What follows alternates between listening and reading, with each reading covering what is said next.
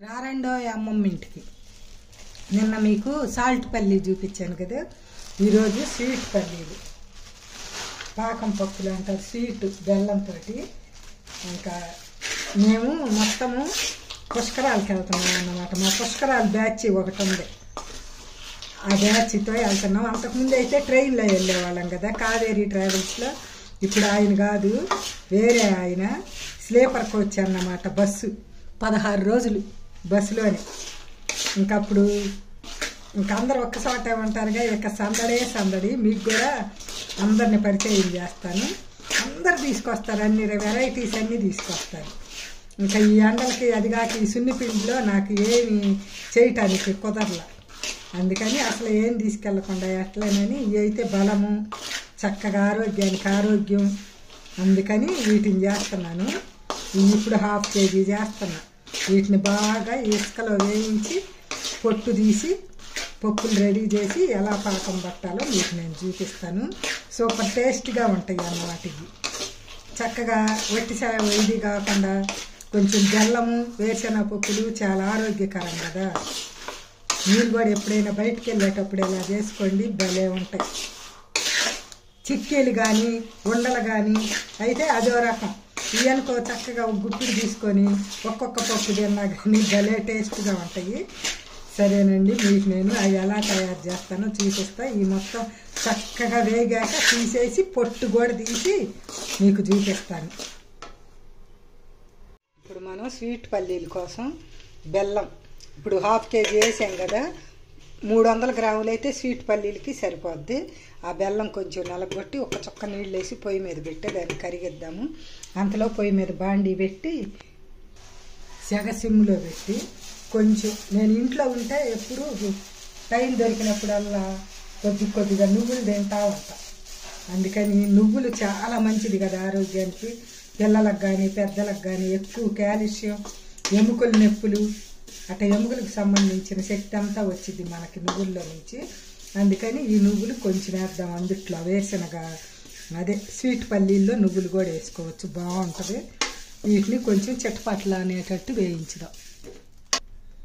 చూడండి చక్కగా వేగినాయి, అదిగో చిట్టపట్టమని శబ్దం వస్తుంది చూసారా. ఇంక ఇప్పుడు వీటిని తీసేద్దాం. మనం వేసిన పప్పు వేయించాం కదా ఇసుకలో, పొట్టు తీసి పెట్టుకున్నాను. అది వేగిన నువ్వులను కూడా దీనిలోకి పోసేద్దాం. ఇప్పుడు కరిగిన బెల్లాన్ని దీనిలోకి ఫిల్టర్ చేసేసుకుందాం బాండీలోకి.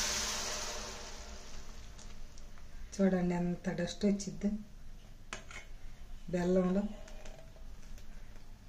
చూడండి ఎంత వచ్చిందో.